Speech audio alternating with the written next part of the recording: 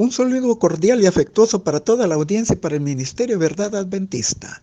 Doy gracias a Dios por permitir el estudio de la lección número 10, programado para el sábado 9 de diciembre, misión en favor de los no alcanzados, primera parte. El versículo de memoria dice: el Dios que hizo el mundo y todo lo que hay en él, que es el Señor del cielo y de la tierra, no habita en templos hechos por manos humanas. Hechos 17:24. Todos estamos invitados a cumplir la gran comisión evangélica y universal dada por Jesús en Mateo 28:19, Marcos 16:15 y Hechos 1:8, como ya lo hemos estudiado con anterioridad. Esto se vuelve un desafío para la Iglesia del Señor porque hay regiones en el mapa mundi, conocidas como la Ventana 1040, una zona poblada principalmente por tribus hindúes, musulmanas, budistas y grupos no religiosos. Algunos de ellos tienen poco o ningún acceso al Evangelio y representan un 95% de los sectores mundiales considerados no alcanzados, y están concentrados en la zona oriental del mapamundi. Y el 5% restante serían entonces los sectores no alcanzados por el Evangelio en el mundo occidental, donde sí hay presencia del cristianismo, pero que han sido afectados por el secularismo predominante de esta época. En algunas regiones se permite la entrada de misioneros que llevan el Evangelio y la Biblia libremente, pero en otros lugares eso es totalmente imposible. El estudio de la semana trata de la testificación a personas que tienen poco o nada en común con los cristianos en cuanto a creencias y valores religiosos. Son personas de orígenes étnicos distintos, con compromisos religiones diferentes, que viven y comparten la vida pública, al igual que nosotros, con necesidades y aspiraciones, pero que no son las mismas que las nuestras. Es en realidad un mundo multirreligioso, a donde Dios nos llama a compartir la fe y a ser discípulos de Cristo. Analizaremos los impactos de los viajes misioneros y las estrategias de evangelización que utilizara el apóstol Pablo de acuerdo con la narración de Lucas en los capítulos 16 y 17 del libro de los Hechos. En Hechos 16 del 11 al 40 se describe que inicia su viaje misionero rumbo a Atenas, comenzando con Filipos. Allí utilizó la estrategia de los pequeños grupos y reuniones al aire libre, y el Espíritu de Dios alcanzó el corazón de Lidia, quien fuera uno de los instrumentos de Dios para continuar la obra de evangelización en ese lugar. Luego tuvo que desplazarse hacia Tesalónica. Hechos 17 del 1 al 9. Esta era una ciudad próspera cuyos habitantes eran en su mayoría de clase media, y debido a que habían allí muchos judíos, Pablo decidió utilizar como centro misionero a las sinagogas, y muchos se convirtieron. Pero debido a la oposición de algunos judíos fanáticos fue expulsado y se dirigió a Berea. Hechos 17 del 10 al 15, donde predicó abiertamente y sin restricciones el Evangelio con mucho éxito. Estos eran más nobles que los de Tesalónica porque además de recibir la palabra con solicitud, eran investigadores sinceros que verificaban las correctas enseñanzas de Pablo conforme a las Escrituras. Pero al percatarse estos judíos fanáticos, armaron otro alboroto y los hermanos tuvieron que sacar a Pablo rumbo a Atenas.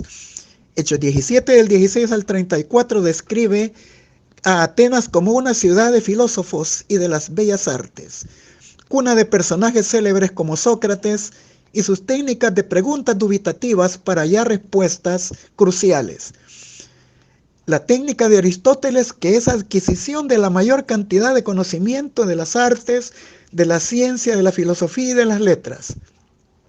Y la técnica de Platón, que filosofaba entre la relación del alma y el cuerpo, dando como aporte la doctrina de la inmortalidad del alma, generalmente aceptada hasta nuestros días.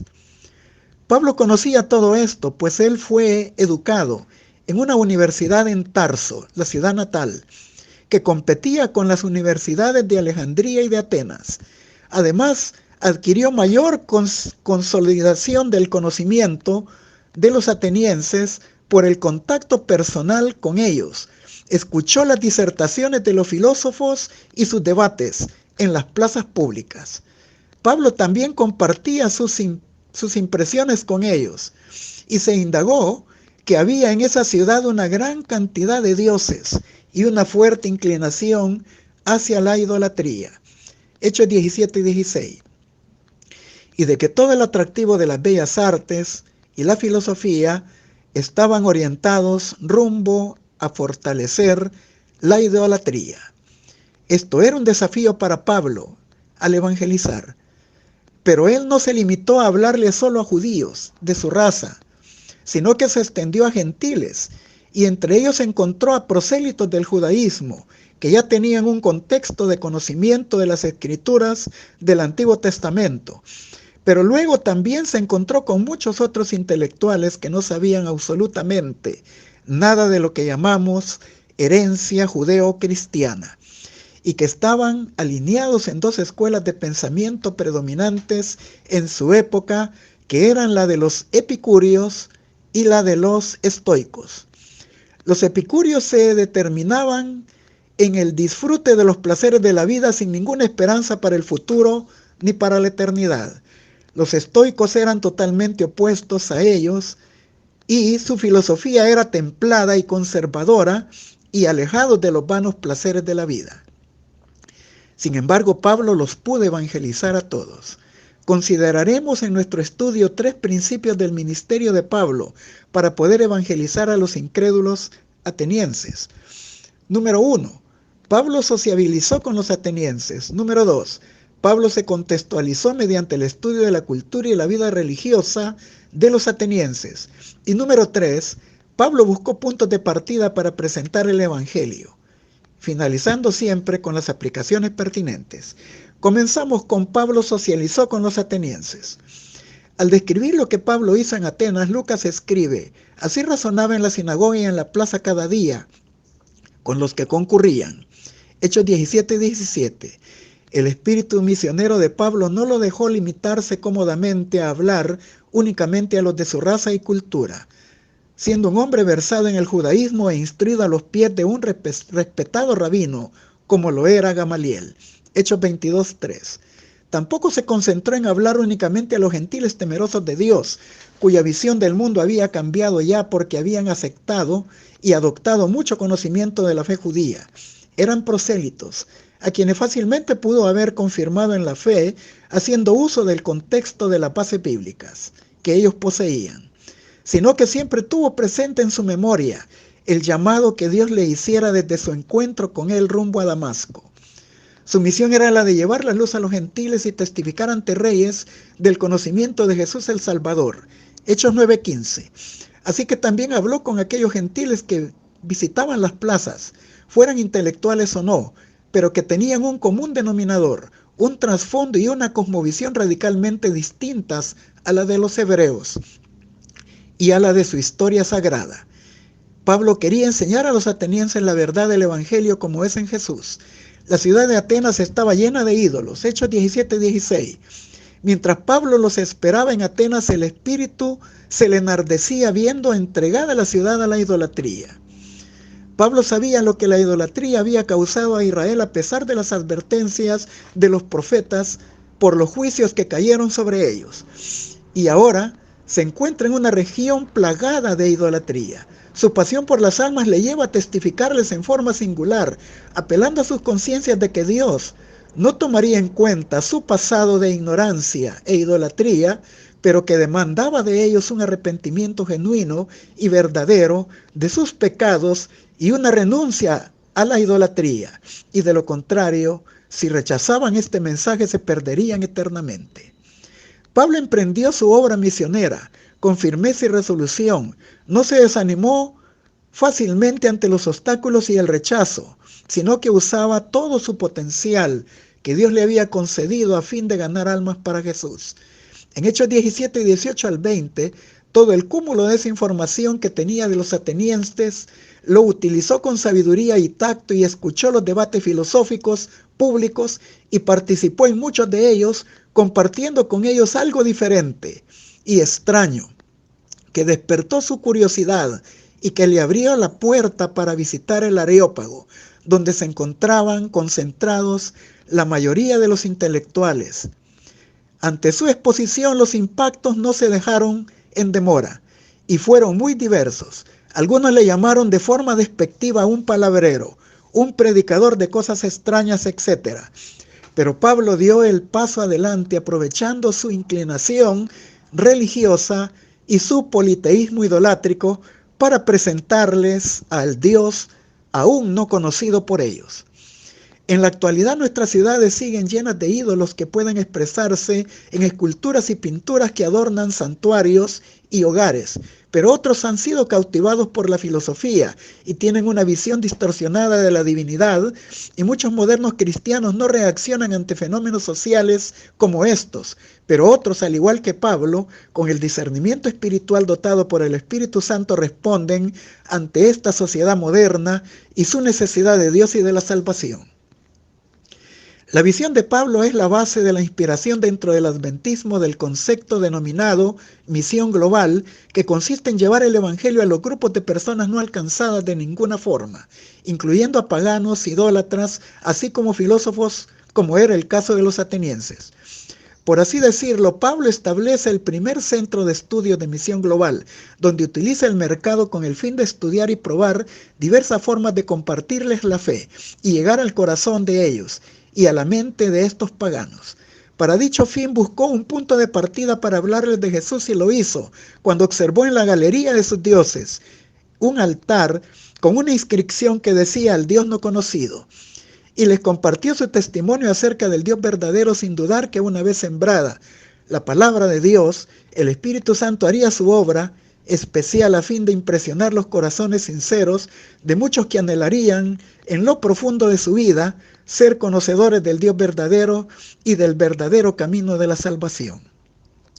Continuamos con Pablo. Se contextualizó mediante el estudio de la cultura y de la vida religiosa de los atenienses. La narración de Lucas continúa en Hechos 17 del 19 al 21. Y tomándole le trajeron al Areópago diciendo: ¿podremos saber qué es esta nueva enseñanza de que hablas? Pues traes a nuestros oídos cosas extrañas.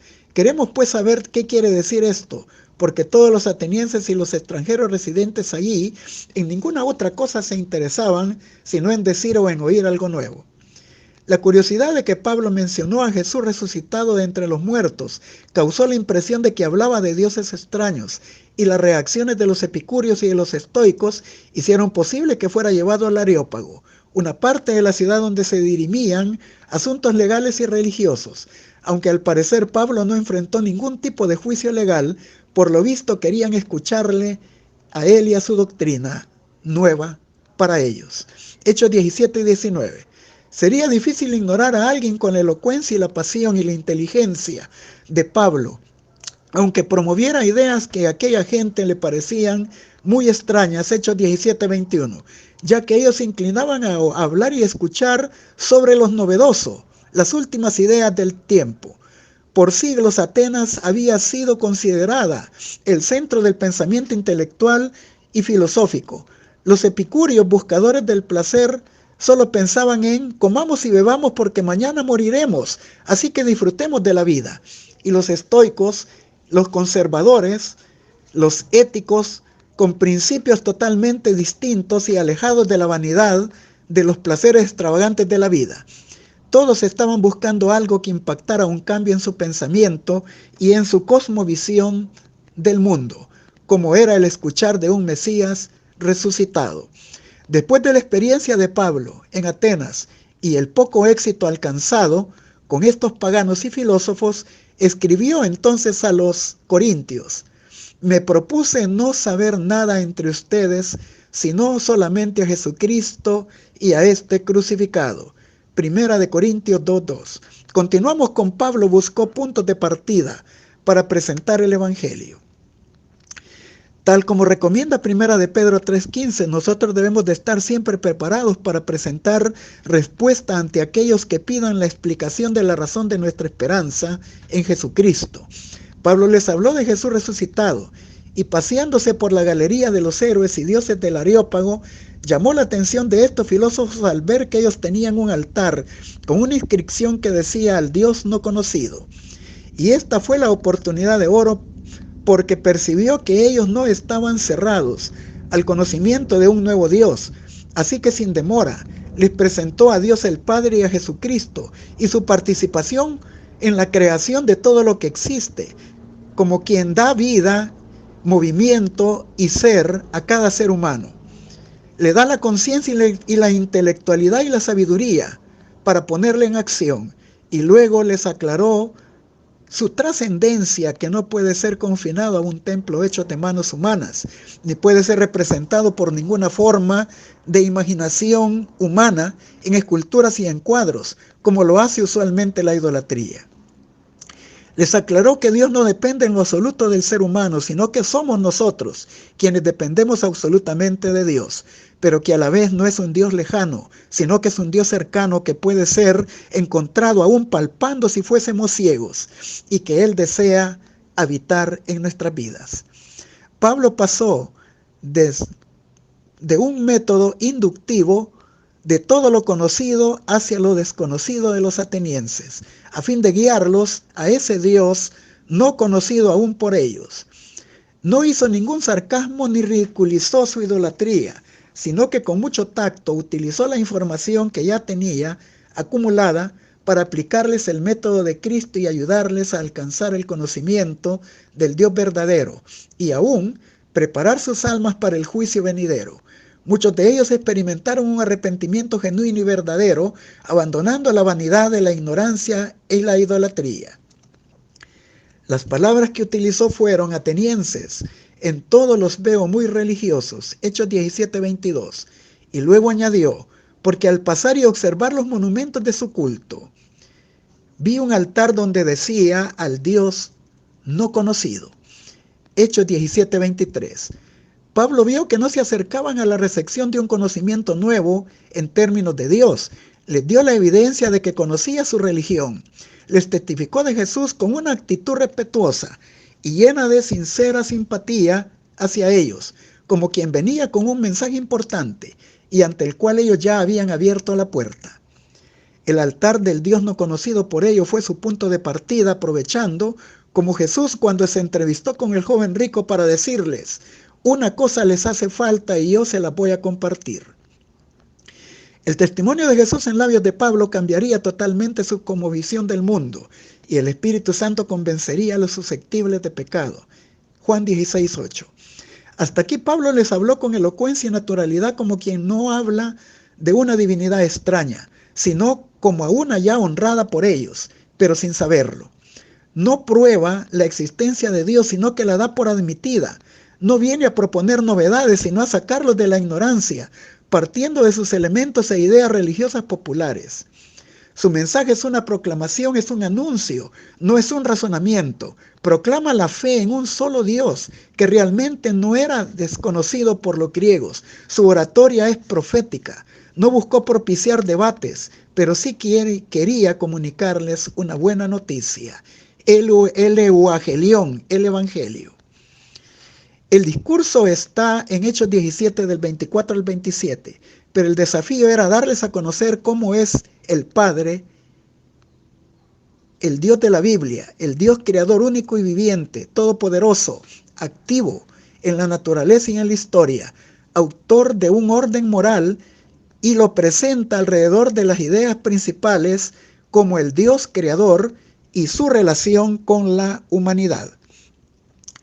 Pablo utiliza la palabra griega cosmos para decir que el universo es el producto de la creación divina, y luego presenta a Dios como el Señor de todo y propietario de lo creado, usando la palabra kurios, que significa posesión de poder o autoridad, y que en el Nuevo Testamento es aplicado a Jesús, tomando las palabras del Antiguo Testamento, Yahweh, Adonai y Elohim.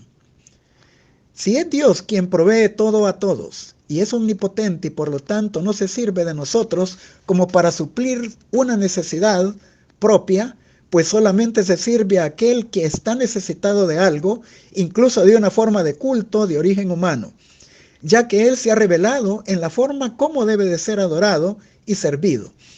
Ahora, intencionalmente, Lucas registra un contraste entre la independencia de Dios y su providencia. Dios no toma nada, lo entrega todo, es un benefactor de la humanidad, es un Dios cercano que desea relacionarse con nosotros a tal grado de propiciarnos un glorioso destino. Pablo avanza enfatizando la unidad de la humanidad bajo un mismo linaje. Y para no causar prejuicios con los filósofos presentes, no presentó el pensamiento judeo-cristiano de que todos procedemos de un hombre creado, llamado en la Biblia, en el Antiguo Testamento y en Génesis, Adán, sino que mencionó que todos tenemos una misma sangre, citando a Heródoto, uno de sus poetas, quien dijo: griegos solamente son aquellos que tienen una misma sangre. Libro octavo, 144, primer párrafo, 1028-1029. Para ellos esto era una idea novedosa y revolucionaria. Por tradición y costumbre, los griegos marcaban sus diferencias y distinción entre ellos y los que llamaban bárbaros. Esta era una afirmación esencial del mensaje paulino, dado no solo en Atenas, sino en todos los lugares que visitara, y dio el Evangelio. El presente era un mensaje universal de salvación proveniente de la gracia divina, más adelante registrado en Gálatas 3:28. Luego les dice que Dios ha fijado para la humanidad los tiempos de su existencia histórica y los límites de su ubicación territorial, con la intención de preparar a los oyentes para presentar la siguiente idea. Dios tiene en sus manos el destino de todos los seres humanos, y su finalidad es que el hombre busque y tenga un encuentro personal con Dios. Pero su búsqueda de Dios no debe de limitarse a una investigación teórica o a un conocimiento que conduzca únicamente a lo moral o a un culto, sino que haga posible que los atenienses salgan de la ignorancia hacia un conocimiento racional. Les presenta que Dios ha pasado por alto esos tiempos de su ignorancia en idolatría y que ahora les presenta el mensaje de la salvación, de la verdadera religión, sin omitirles también el peligro y las implicaciones de rechazarlo, ya que Dios tiene en sus manos el destino de toda la humanidad. Pero cuando oyeron lo de la resurrección de los muertos, algunos se burlaron y otros decían: ya te oiremos acerca de esto otra vez. Y así Pablo salió de en medio de ellos. Mas algunos creyeron, juntándose con él, entre los cuales estaba Dionisio el Areopagita y una mujer llamada Dámaris, y otros con ellos. La revelación de Dios a los atenienses en este discurso es espectacular. Marca dos épocas de la historia. La primera es la de la existencia, la de la ignorancia, agnoia, que literalmente es carencia de conocimiento, de percepción por parte de los gentiles respecto de Dios, y que no denota de parte de él culpabilidad hacia ellos. Y luego la segunda, la de la proclamación, que les da la oportunidad de convertirse, metanoeo, que significa un cambio de opinión y de propósito acompañado de arrepentimiento del pecado y de su vil pasado.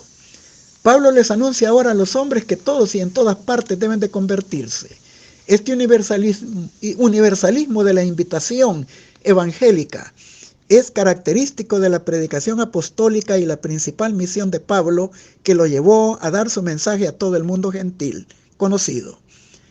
Creer la buena nueva no es simplemente aceptar intelectualmente un mensaje, es una entrega de la vida total a aquello en lo que se cree. El anuncio de Pablo tiene que hacer a los gentiles que no contaban con el bagaje religioso y cultural del pueblo hebreo. Para ellos sí eran nuevas ideas. Lo de mencionar un reino futuro era su hora para conocer la verdad. Para ellos sí implicaba una verdadera metanoia, un verdadero cambio, una verdadera renuncia a todo lo que anteriormente creyeron. Para ellos, que no tenían ninguna esperanza puesta en un Salvador, el mensaje debería de presentarse profundo, interior y trascendente. Esta parte del discurso, además de querer mostrar la forma en que Pablo lo hacía, representa mucho más que la conversión a una nueva religión. Es un momento trascendental en la historia del pensamiento humano. Es interesante la forma en que Lucas maneja a Dios en el tiempo. Lo presenta en el pasado como creando y estando presente y activo como benefactor. Lo presenta en el presente y se revela y ordena la conversión, y en el futuro lo presenta como el juez justo, que juzgará a toda la humanidad. Lo que haga el hombre en el presente, aceptando la invitación o no, es lo que determinará lo que será su futuro. porque Dios en su paciencia no les tomaría en cuenta el pasado de ignorancia. Y en el futuro quien haya aceptado a Cristo como Salvador no tendría por qué preocuparse por su juicio, porque es enfático. Dios ordena que los hombres se conviertan porque va a juzgar al mundo, y el juez del mundo es un hombre designado por él y resucitado para dicho fin, y nos referimos a nuestro Señor Jesucristo. El desafío de esta lección es: en oración pide a Dios que te guíe por medio del Espíritu Santo para desarrollar la mejor manera de testificar a alguien que no conoces.